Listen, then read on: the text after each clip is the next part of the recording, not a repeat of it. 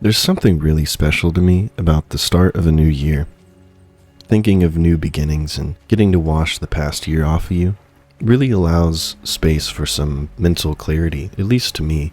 And looking back, 2025 was honestly one of the most meaningful years of gaming I've ever had. It wasn't because I played a ton of games or because I totally cleared my backlog, but it was because I let myself just enjoy games again. I know that sounds really simple, but letting yourself do that without guilt, without the pressure, without turning your favorite hobby into another job is something that I think a lot of us struggle with. So today I want to look ahead to 2026, talk about my gaming goals, 5 games I want to go visit, some comfort, some nostalgia, some new magic, and most importantly, how I plan to game more intentionally this year. But before we get into it, I'd love to know, do you have any New Year's resolutions this year, gaming related or otherwise? Just drop them in the comments. But let's get cozy, grab your favorite drink, and settle in, and let's get right into today's video. So here's something I've learned the hard way over the past few years. Most of my New Year's resolutions fail because they were way too rigid. They're all structure with no flexibility. It was, I'm going to finish 50 games this year, or I'm clearing my backlog, or I'm only going to play the new releases. And I'd hit this wall where I felt like I was doing this because I had to, or because I set this goal for myself, and not because I wanted to unwind, not because I wanted to enjoy this experience I was having in front of me. And to me, burnout wasn't coming from playing too many games, it came from playing the games the wrong way for the wrong reasons. So in 2025, I vowed to stop treating games like a checklist. And something really weird happened. I started finishing way more games. That freedom of choice changed everything for me. So going into the new year, my goal for 2026 isn't to play more games, but it's to continue to play better. To give my games my full attention during the moments I have. That means phone down, headphones on, letting myself sink in. Whether it's an unforgettable narrative experience, or just a cozy comfort session, games can do something really special when you let them. They can make you reflect. They can teach you patience. They can change how you see the world or yourself. And to me, that's worth slowing down for. It's what I play these games for. One of the biggest things that helped me in 2025 was limiting my focus. That means at most 2 to 3 games at a time. That would usually be one main game, one comfort or just drop-in or session game, and maybe one wild card or multiplayer game. And I think of it week by week, not month by month or year by year. And here's the important part. If a game isn't clicking, or if you feel no curiosity or no drive, I let myself set it down. No guilt, no shame. Maybe not even an I'll come back eventually, because I might not. And games are meant to serve you, in your time, not the other way around.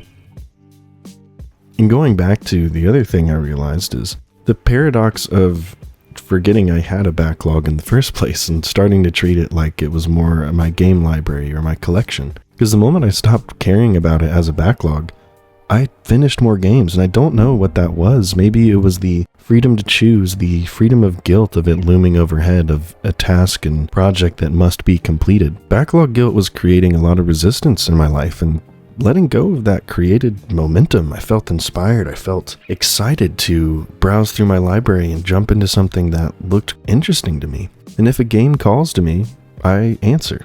And if it doesn't, it goes back to the library. I just put it on the shelf, And I still try to be thankful that I even own this piece of media. It just goes back up on the shelf for a while. And I learned that curiosity is a much better compass to listen to than obligation.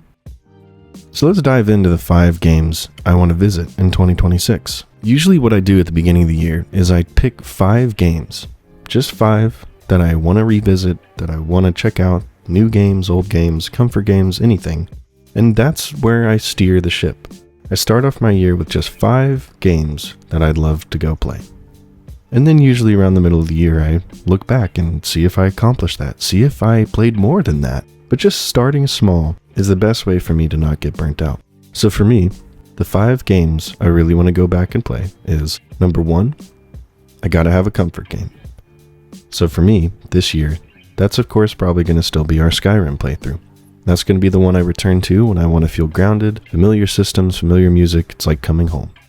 I also want to revisit a nostalgic classic. So for instance, I'd love to go back and play either BioShock or Dishonored. Number 3 would be probably a slow, immersive RPG. And for me, the big one that I want to go back to this year is The Witcher 3. And then I usually pick maybe a short artistic experience. For me, I would love to go back and finish Sword of the Sea, which is a game I showcased on this channel a few months ago. And then a wild card.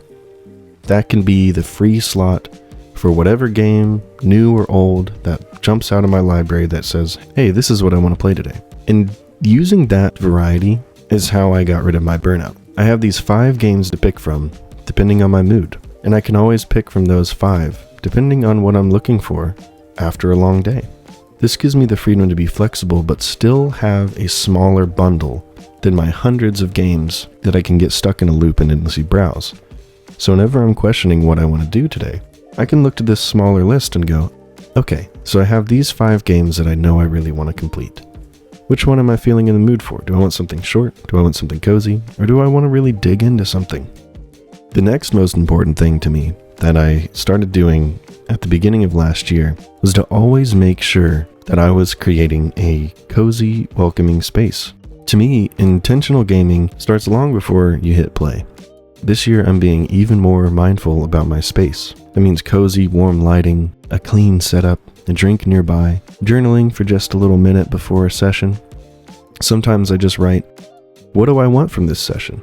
Do I want relaxation, escape? Do I want a challenge? Or do I want to reflect? Giving your brain permission to chill is super powerful.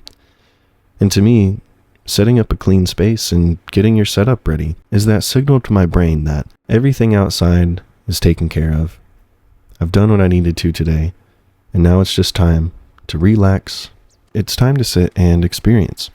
I always thought that you get out what you put into things, and having a little ritual before my gaming sessions has always just made those gaming sessions that much more impactful. And to me, gaming isn't just about escapism. It can be a form of reflection, of growth, or even just to experience art in an interactive way. Some games stay with you. They change how you think, or they just make you feel less alone. And I want more of that in 2026.